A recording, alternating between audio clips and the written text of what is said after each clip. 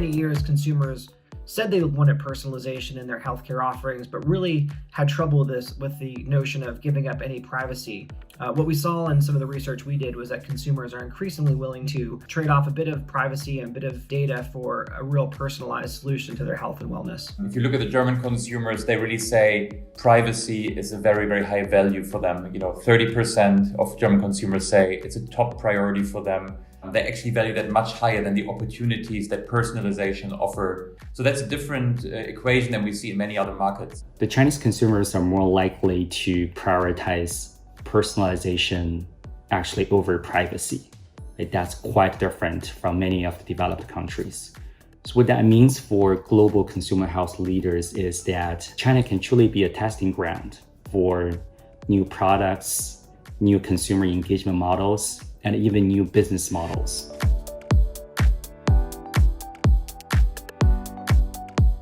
It's certainly something that we're seeing become much more popular in the UK. I think you're seeing a lot more focus on the ingredients, and certainly in beauty, you're seeing more natural cosmetics, natural skincare, but you're also seeing a greater focus on where do the things come from? What is the chain of the ingredients? Clean as well as natural. And I think that will only continue. Eating healthy has always been a very big theme here in China.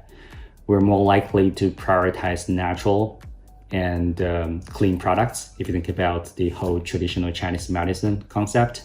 Where German consumers really stand out internationally is in their appreciation of natural and clean propositions. Actually, globally, they're just topped by Chinese consumers on these dimensions. They really look for sustainable propositions, for clean products. 54% of American consumers said natural was one of the major drivers of purchase when it came to health and wellness related products.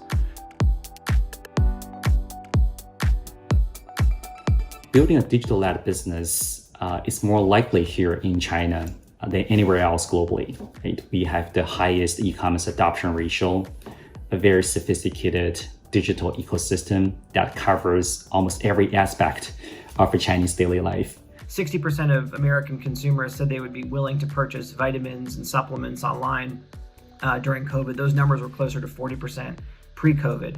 And so some of those numbers will probably go back to pre-COVID, but we expect the waterline to have shifted and consumers have become much more comfortable engaging in online purchasing for products that they were traditionally purchasing in brick and mortar settings. Certain categories have benefited quite a lot from e-commerce recently. Of course, elements like fitness wearables and tech devices are very high on e-com, 70% levels for many of those. Both e-commerce as well as influence along the purchase journey is going to become increasingly important in this space.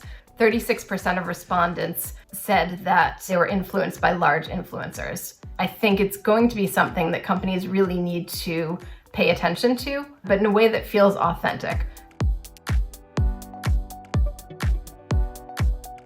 Consumers no longer really have a strong boundary between the services they're taking part in and the products they're consuming. They really see their wellness as a broader continuum of care. In many cases, what we've seen companies do is try to be the provider of both the products and services. Over 50% of respondents did claim that they will spend more on service categories.